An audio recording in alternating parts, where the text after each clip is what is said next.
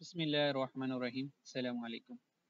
जैसा कि लास्ट हमने chapter number 5 exam important question है मैथमेटिक्स के चैप्टर नंबर 5 में 5.1 टू 5.7 तक की डिस्कशन कर ली थी।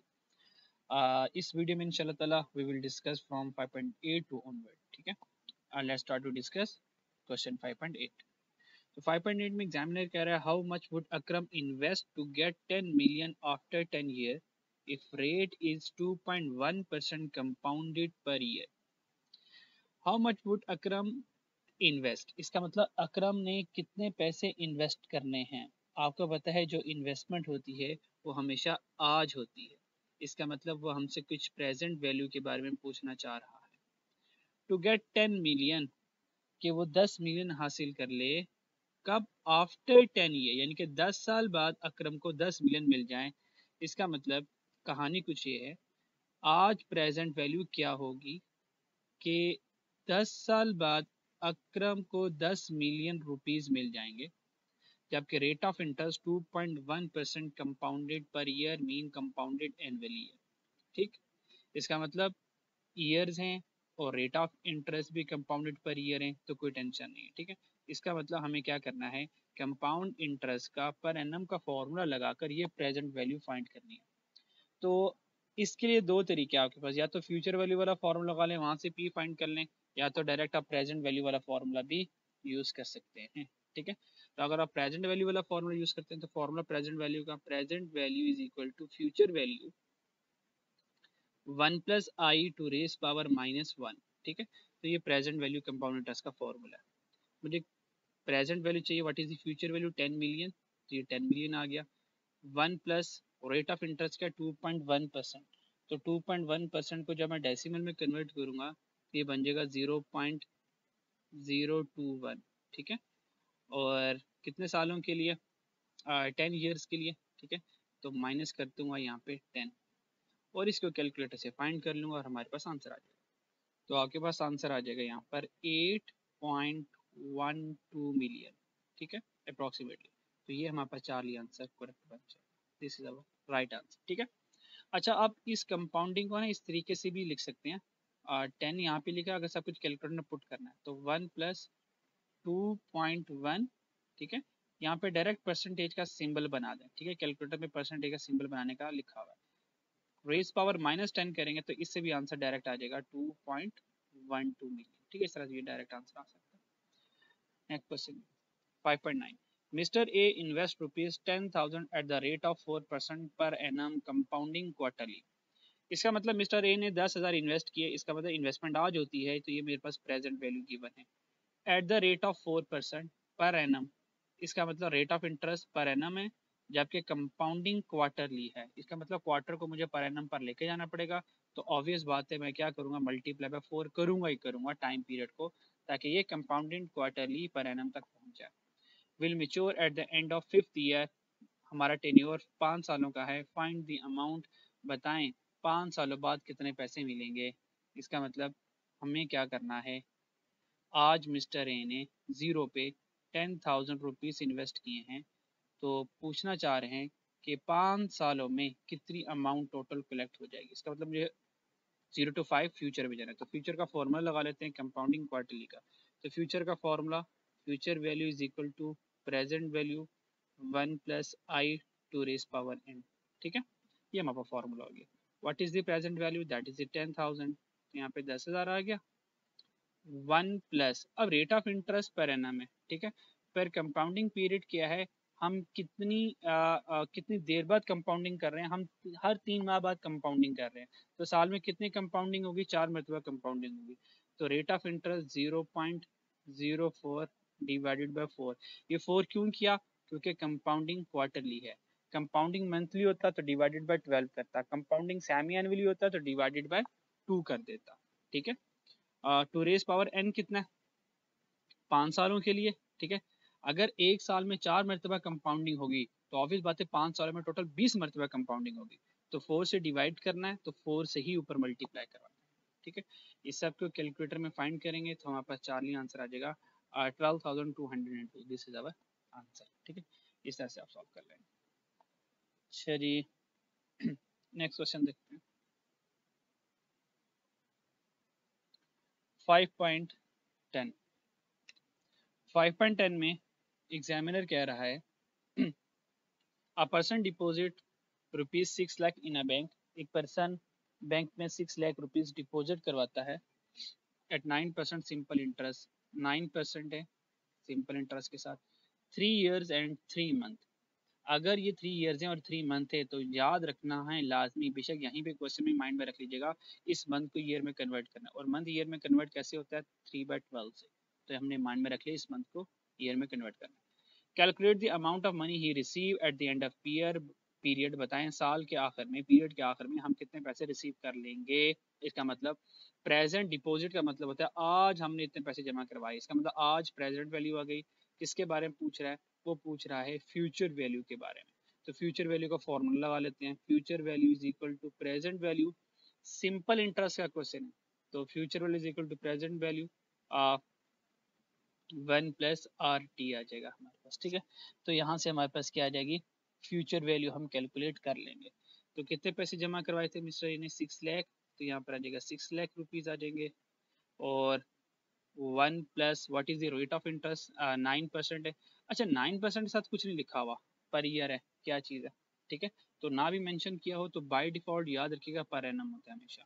तो रेट ऑफ इंटरेस्ट आएगा 9%, तो 0.09 कर लिया, मल्टीप्लाई बाय 3 years, तो 3+3/12 कर लेंगे, तो ये 3 years एंड 3 month आ जाएंगे। ठीक है, तो क्या करेंगे इन सबको कैलकुलेटर से सॉल्व करेंगे तो हमारे पास ये चार्ली आंसर आ जाएगा। ठीक है, इसको कैलकुलेटर से कैलकुलेट करके देखते हैं जरा। ठीक है, और आंसर देखते हैं क्या आता है। चलिए हमारे पास 6 लाख है, तो 6 लाख उसके बाद मल्टीप्लाई है 6 लाख मल्टीप्लाई है ब्रैकेट हमारे पास 1+0.09 और देन मल्टीप्लाई बाय 3। आप डायरेक्ट कैलकुलेटर से भी यहाँ से कर सकते हैं, अगर सेपरेट करना चाहे तो सेपरेट भी कर सकते हैं। 3+ और 3/12, दिस इज 3/12। ठीक है, इसके बाद हमारे पास ये आंसर आ जाएगा 775500। तो ये हमारे पास आंसर आ जाएगा 775500, तो इससे आप कैलकुलेट कर सकते हैं। ठीक है जी, तो हमारे पास ये आंसर आ गया 40 और ये मल्टीप्लाई है +9। ठीक है, 5.11 देखते हैं जी। If nominal interest rate is 8% compounded quarterly find compounding monthly. ये मैंने आपको पहले ही इसके शुरू में जब इंट्रोडक्शन दिया था चैप्टर नंबर 5 का, और इसमें मैंने बताया था कि अगर हमारे पास कंपाउंडिंग क्वार्टरली है, यानी कि हमें एक पीरियड से दूसरे पीरियड में जाना है, कंपाउंडिंग क्वार्टरली से मैं कंपाउंडिंग मंथली में जाना चाह रहा हूँ, तो करूँगा क्या, तरीका क्या, दोनों के इफेक्टिव रेट्स क्या करें आपस में इक्वल कर दें। दोनों के इफेक्टिव रेट्स इक्वल करेंगे तो दोनों एनुअल पर आ जाएंगे, फिर आप क्वार्टरली से मंथली पर, क्वार्टरली से सेमी एनुअली पर, क्वार्टरली से जिस मर्जी आप टाइम पीरियड पर मूव कर सकते हैं। जो हमारे पास गिवन है वो 8% कंपाउंडिंग क्वार्टरली है, तो हमें देखना है कि हमारे पास इफेक्टिव रेट ऑफ इंटरेस्ट का फॉर्मूला क्या होता है। तो इफेक्टिव रेट ऑफ इंटरेस्ट का फॉर्मूला होता है E/1+I to raise power n-1 होता है। ठीक है, तो रेस पावर n-1 होता है, और इसका भी फॉर्मूला यही वाला अप्लाई करेंगे, is equal to 1+I to raise power n-1। तो असल में -1 से कैंसिल हो जाता है, तो इसकी जरूरत हमें पड़ती नहीं है। तो रेस्ट ऑफ द आंसर क्या बचा, 1+ रेट ऑफ इंटरेस्ट का 8% कंपाउंडिंग क्वार्टरली। तो हमारे पास क्या आ जाएगा 8% कंपाउंडिंग क्वार्टरली। अब 8% कंपाउंडिंग क्वार्टरली को इसको हमने लिखना है, तो यहाँ पर आ जाएगा 0.08 कंपाउंडिंग क्वार्टरली, 4 डिवाइड करना है, 4 मल्टीप्लाई भी करना है। ठीक है, और तो इसका एन क्या होगा, क्योंकि ये एनुअल होता है तो मल्टीप्लाई बाय यहाँ पर 1 होता है, तो बेशक 1 लिख ले या ना लिखें कोई फर्क नहीं पड़ता। मुझे मूव कहाँ करना है, मुझे मूव करना है कंपाउंडिंग मंथली पर। तो कंपाउंडिंग मंथली के लिए क्या करेंगे, 1+I to raise power monthly है, तो मंथली के डिवाइडेड बाय 12 होगा और रेस पावर 12 होगा। ठीक है, तो ये हमारे पे इक्वेशन बन जाएगी। अब इस इक्वेशन को क्या करेंगे, कैलकुलेटर में पुट करेंगे और शिफ्ट सॉल्व वाले आंसर से इसको कैलकुलेट कर लेंगे। कैसे कैलकुलेट करेंगे मैं आपको दिखा देता हूँ। ठीक है, वरना ईजी आप खुद भी कैलकुलेट कर सकते हैं थोड़ी सी हिम्मत करके। चलें एक बार मैं आपको करके दिखा देता हूँ कि किस तरह से ये आंसर आएगा। ठीक है जी, अच्छा जी, तो इसको इरेज कर दें। हमारे पास ब्रैकेट्स आ गए, हमने क्या करना है 1+0.08, तो और 0.08 डिवाइडेड बाय 4, ठीक, और रेज टू पावर यहाँ पर आ जाएगा रेज टू पावर 4, ठीक है नी। और उसके बाद हमने चल जाना इक्वल, तो इक्वल ये वाला दबाना है अल्फा, और ये रेड कलर वाला सॉल्व वाला, ये इक्वल बन गया, ठीक है। चलिए उसके बाद अगेन ब्रैकेट आ गया हमारे पास 1 प्लस, और उसके बाद अब हमारे पास ये रेट ऑफ इंटरेस्ट हमें गिवन नहीं है, ये बैलेंसिंग होगा, ये फाइंड करना है, तो इसको एक्स कर लेते हैं, तो ये एक्स ये वाला यूज करना है रेड कलर वाला। और चलिए ये क्या बन गया 1 प्लस, चलिए अब यहाँ पे पुट करना है, यहाँ पर आ गया हमारे पास x, और कंपाउंडिंग मंथली था 12 आ गया, और यहाँ पे हम पावर में ले जाएंगे 12, ठीक है जी। तो ये सारा जो हमने क्वेश्चन था वो कैलकुलेटर पे लिख लिया। शिफ्ट सॉल्व प्रेस करेंगे तो ये हमारे पास डायरेक्ट आंसर आ जाएगा, ये आंसर नहीं पुराना वाला डाटा है, अब ये आंसर आएगा। तो आंसर हमारे पास आ गया 7.94, ठीक है 7.947, तो राउंड ऑफ करेंगे तो 7.95 बन जाएगा, तो हियर इज अवर आंसर 7.95%। तो ये हमारे पास कंपाउंडिंग मंथली का आंसर आएगा, ठीक है, इस तरह से कैलकुलेट कर सकते हैं। 5.12 देखते हैं जी। 5.12 में a person made an investment of rupees 9 lakh, एक पर्सन ने 9 लाख की इन्वेस्टमेंट की, and receive rupees 750,000 more after 4 year and 10 month, find rate of compounding annually. मुझे रेट ऑफ कंपाउंडिंग एनुअली चाहिए, यानी कि कंपाउंड इंटरेस्ट का रेट चाहिए। अब मुझे ये बताएं कि जो गिवन इन्फॉर्मेशन है आपका क्या ख्याल है, इस वीडियो को पॉज करके खुद से ख्याल सोचें कि मुझे इसमें कौन सा फॉर्मूला लगाना चाहिए और किस फॉर्मूले से मुझे रेट ऑफ इंटरेस्ट फाइंड करना है। लेकिन जब तक आप क्वेश्चन को रीड करने की क्लैरिटी नहीं होगी, जब तक आपको यही नहीं पता चलेगा कि इस क्वेश्चन में मुझे कौन सा फॉर्मूला लगाना है, तो जितने मर्जी क्वेश्चन प्रैक्टिस करते रहे, आप कभी भी नए सवाल में खुद से डिसीजन नहीं ले पाएंगे।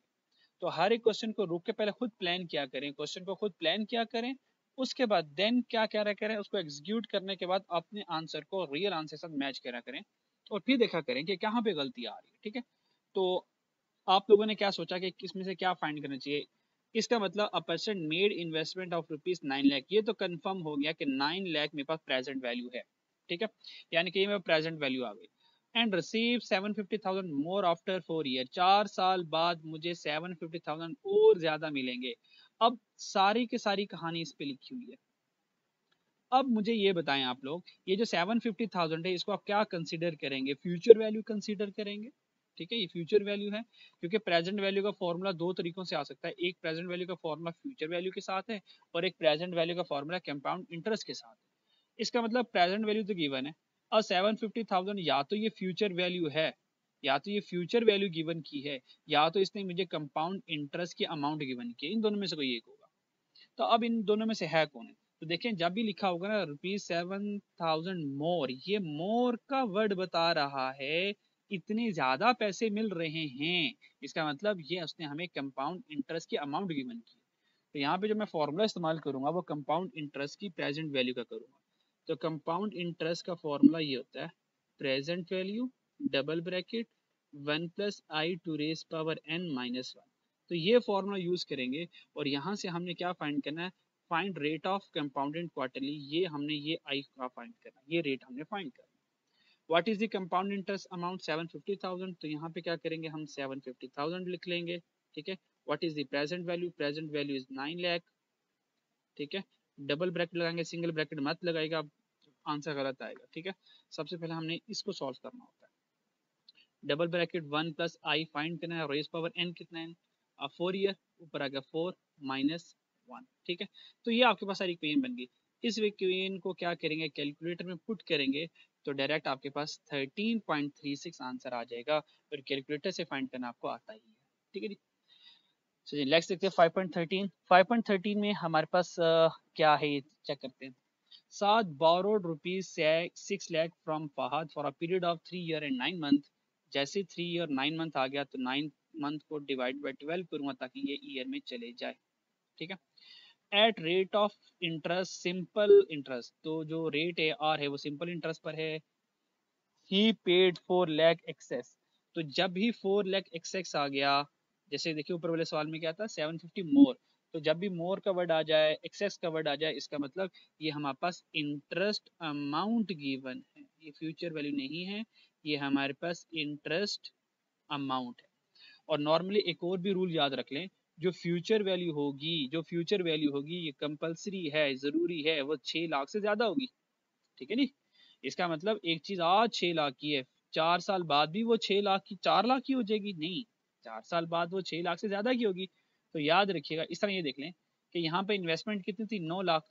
क्या 4 साल बाद तो 7,50,000 वो रिसीव करेगा? नहीं, ऑब्वियस बात है 9 लाख से ज्यादा रिसीव करेगा। इसका मतलब प्रेजेंट वैल्यू अगर गिवन है, उसके साथ वाली अमाउंट 9 लाख प्रेजेंट वैल्यू से कम है, तो ये इंडिकेशन, ये भी इंडिकेशन है, ये फ्यूचर वैल्यू नहीं होगी, ये इंटरेस्ट अमाउंट होगी। अगर ये फ्यूचर वैल्यू होती तो कंपलसरी बात थी ये 9 लाख से ज्यादा होती, क्योंकि फ्यूचर में चीजों ने इंक्रीज होना होता है। डन। अब यहाँ पे देखें बारो कितने थे, इसका मतलब 6 लाख तो हमारी प्रेजेंट वैल्यू आ गई। ही पेड, उसने उधार लिए तो कितने पैसे पे करेगा एक्सेस में, 4 लाख, तो 4 लाख इंटरेस्ट अमाउंट आ गई। At the end of loan period the value of R, इसका मतलब मुझे आर चाहिए, तो फॉर्मूला कौन सा यूज करेंगे, फॉर्मूला यूज करेंगे सिंपल इंटरेस्ट है, तो I is equal to P R T वाला फॉर्मूला इस्तेमाल करेंगे, और यहाँ से मुझे ये आर चाहिए। What is the I, I is 4 lakh, तो यहाँ से हमारे पास 4 लाख आ जाएगा, ठीक है। What is the present value, present value 6 lakh, ये हमें आर फाइंड करना है। ट्री, जो टी है वो थोड़ा ट्रिकी है, उसको देख लीजिएगा, 3 ईयर एंड 9 मंथ, इसको बार बार हम सिखा चुके हैं। तो 3 प्लस आपने क्या करना है 9/12, ठीक है जी। तो इस सब को कैलकुलेटर में पुट करेंगे, ठीक है। यहाँ से आर जो आएगा वो डेसिमल में आएगा। आर क्या आएगा आपका, यहाँ से जब आप कैलकुलेटर से आर कैलकुलेट करेंगे, वहाँ आर आएगा 0.1778, तो उसको परसेंटेज में कन्वर्ट करेंगे तो 17.78% ये वाला आंसर बन जाएगा। और अगर आप चाहते हैं कि नहीं सर हमें डायरेक्ट यही वाला आंसर परसेंटेज में नजर आना शुरू हो जाए, तो जब आप ये आर पुट करेंगे कैलकुलेटर में, तो यहीं पे ही परसेंटेज का सिंबल भी बना दें कैलकुलेटर से, तो डायरेक्ट आपके पास 17.78 आंसर आ जाएगा। कैसे आ जाएगा मैं आपको करके भी दिखा देता हूँ, ठीक है। बाकी मैं होप्स हो और ये तो उम्मीद कर रहा हूँ कि कैलकुलेशन तो आपको आती होंगी, कैलकुलेशन में आपको परेशानी नहीं होगी। तो हमने क्या करना है, 4 लाख किया, 4 लाख इक्वल और 6 लाख, उसके बाद मल्टीप्लाई बाय, और आर हमने देखें फाइंड करना है, तो आर मैं यहाँ से बनाऊंगा अल्फा दिस एक्स, ये आर बन गया। अब साथ परसेंटेज पे साथ लगाएंगे, देखें ये गोल्डन कलर का जो स्मॉल ब्रैकेट का राइट ब्रैकेट है, यहाँ से क्या बन गया shift and this small right bracket, ये परसेंटेज साथ बन गया, ठीक है जी। उसके बाद मल्टीप्लाई करना है जी, मल्टीप्लाई करने के बाद हमने 3 प्लस 9/12 करना है, तो कर लेते हैं 3 प्लस और 9/12, ठीक है, ब्रैकेट क्लोज, और हम शिफ्ट सॉल्व करेंगे तो ये हमारे पास आंसर आ जाएगा डायरेक्ट, ठीक है जी। ये आंसर नहीं है, इक्वल प्रेस करेंगे तो आंसर आएगा, डायरेक्ट आंसर आ गया 17.78, तो हियर इज आवर आंसर 17.78%, ठीक है जी। अच्छा जी नेक्स्ट क्वेश्चन देखते हैं जी। नेक्स्ट क्वेश्चन में कह रहा है Saeed invested ₹4 lakh for 10 year, 4 lakh 10 year के हिसाब से इन्वेस्टमेंट की, तो अगर ये इन्वेस्टमेंट है तो ये मेरे पास प्रेजेंट वैल्यू आ गई, ठीक है। After which he receive a lump sum amount, यानी कि लमसम अमाउंट में टोटल अमाउंट ऑफ ₹9 लाख। अब देखें 4 लाख इन्वेस्ट किए और 10 साल बाद उसको 9 लाख मिले, तो इसका मतलब ये 9 लाख 4 लाख से बहुत ज्यादा है, इसका मतलब ऑब्वियस बात ये फ्यूचर वैल्यू है, और यहाँ पे लिखा भी हुआ है एक lump sum amount. If he earn ₹850 पर 8.5% इंटरेस्ट कंपाउंडेड क्वार्टरली, अगर उसको 8.5% 8.50% इंटरेस्ट दिया जाता है compounding quarterly during the last 5 year, total 10 साल थे ना, आखिरी 5 सालों में 8.5% कंपाउंडिंग क्वार्टरली से इंटरेस्ट दिया जा रहा है। Which of the following rate compounded quarterly did he earn during the first 5 year, बताएं पहले 5 सालों में उसको कौन सा रेट ऑफ इंटरेस्ट दिया जा रहा था। एक बात याद रखिएगा, अगर इतनी लेंथी स्टेटमेंट आ रही है तो यकीन करें पहली बार पढ़ने से कुछ पल्ले नहीं पड़ेगा, आपके जितनी मर्जी भी कोशिश कर लें सारी कहानी आपका बाउंसर जाएगा, मतलब ऊपर से सारी बात गुजर रही होगी, ठीक है। तो इसका तरीका क्या है, अगर लेंथी स्टेटमेंट हो तो आप क्या करें टाइमलाइन बना लिया करें। टाइमलाइन बनाने से फायदा क्या होगा, तो चीजें आपको समझ में आना शुरू हो जाएंगी और आपके लिए कंक्लूजन ड्रॉ करना आसान हो जाएगा। फॉर एग्जाम्पल, अच्छा जी, इन्वेस्टमेंट कितनी की है, दिस इज प्रेजेंट वैल्यू, तो इन्वेस्टमेंट हमने की है 4 लाख की, ठीक है जी। और यहाँ पे टोटल साल 10 साल हैं और 10 सालों में कितने पैसे मिलेंगे, 9 लाख रुपीज मिलेंगे। तो यहाँ पे 9 लाख आ गया। अच्छा, अब वन बाय वन रीड करते हैं, कहानी सेट करते हैं। If he earn 8.5 compounding quarter during last 5 year, तो जो आखिरी 5 साल होंगे, फॉर एग्जांपल ये 5 ईयर है, तो 5 से 10 तक ये 5 साल बनते हैं, ये लास्ट 5 ईयर। लास्ट 5 ईयर में जो रेट ऑफ इंटरेस्ट मिल रहा है वो 8.50% कंपाउंडिंग क्वार्टरली मिल रहा है। वो कह रहा है कि बताएं शुरू वाले 5 महीनों में रेट ऑफ इंटरेस्ट क्या होगा। ठीक है, rate compounding quarterly did he earn during first 5 year, पहले 5 सालों में rate of interest compounding quarterly ये क्या होगा, यानी कि ये वाला रेट ऑफ इंटरेस्ट मुझसे पूछ रहा है शुरू वाला पहले 5 सालों का। अगर इस तरह के क्वेश्चन आ जाए कि कुछ इन्फॉर्मेशन गिवन कर रहा है और रिमेनिंग इन्फॉर्मेशन हाइड कर रहा है, तो करना क्या है उस तरीके से। इसका मतलब हमारे पास एक प्रेजेंट वैल्यू गिवन है और एक फ्यूचर वैल्यू गिवन है, ये तो तय होगा प्रेजेंट वैल्यू और फ्यूचर वैल्यू का फॉर्मूला लगना है। इसका मतलब हमने प्रेजेंट से फ्यूचर वैल्यू की तरफ मूव करना है। ठीक है, तो हम क्या करेंगे, फ्यूचर वैल्यू का फॉर्मूला लगा लेंगे।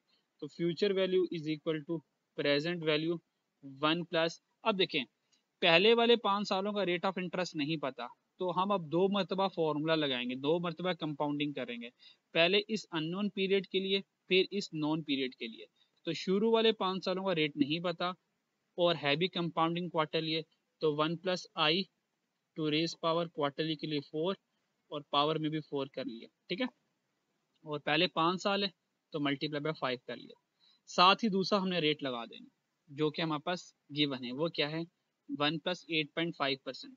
तो 8.5% 0.085 डिवाइडेड बाई, ये भी कंपाउंडिंग क्वार्टर है तो डिवाइड बाय 5 करेंगे, पावर में भी 5 करेंगे, क्योंकि 5 से 10 साल ये भी 5 सालों के लिए, तो मल्टीप्लाई बाय 5 कर लेंगे। ठीक है, तो ये आपके पास एक सारी इक्वेशन बन जाएगी, ये सारी इक्वेशन बन जाएगी। इस सारी इक्वेशन को कैलकुलेटर में पुट करेंगे तो हमारा आंसर आ जाएगा।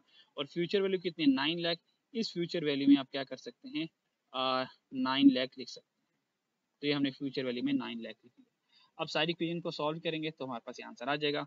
और प्रेजेंट वैल्यू में 4 लाख, तो इस प्रेजेंट वैल्यू की जगह 4 लाख लिख लीजिएगा। ठीक है, तो ये प्रेजेंट वैल्यू की जगह 4 लाख आ गया। इसको सारे को सॉल्व करेंगे तो हमारे पास जो आंसर आ जाएगा वो आ जाएगा 7.89। ठीक है, ये कैसे आएगा ये ज़रा देख लेते हैं, सॉल्व करके देख लेते हैं ज़रा। अच्छा जी, हमारे पास शुरू में 9 लाख है तो 9 लाख आ गया, और equal to, shift equal to, उसके बाद 4 लाख है 4, उसके बाद ब्रैकेट आ गई हमारे पास, और करेंगे 1 + i अननोन है तो alpha this x divided by 4, divide by 4 कर दिया, और रेस टू पावर 5, 5 × 4। ठीक है, ये 5 × 4 करना, तो डायरेक्ट 20 कर लेते हैं, यहाँ पे 20 कर लिया, फिर multiply by another bracket, another bracket में क्या करना है 1 + 0.085 डिवाइडेड बाय 4 करेंगे, और इसकी भी पावर में कर देंगे 20, पावर में कर देंगे 20। ठीक है जी, शिफ्ट सॉल्व करेंगे और लो जी हमारे पास ये आंसर आ गया। ये आंसर नहीं है, फिर से कह रहा होता हूँ। अच्छा जी, वेट कर लेते हैं कि कैलकुलेटर आंसर दे दे।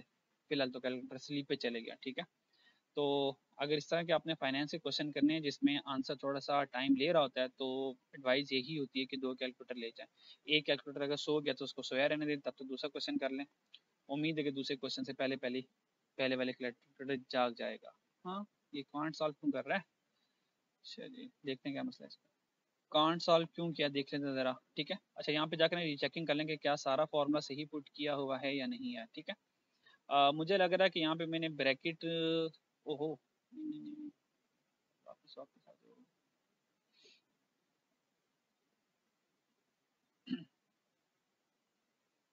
ठीक है, आ गया वापस।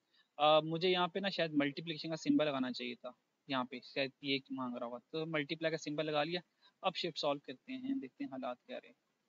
शिफ्ट सॉल्व और इक्वल किया, और अब देखते हैं आंसर आता कि नहीं आता। आ जाएगा इंशाल्लाह। 7.89 आंसर, आ जाओ आ जाओ।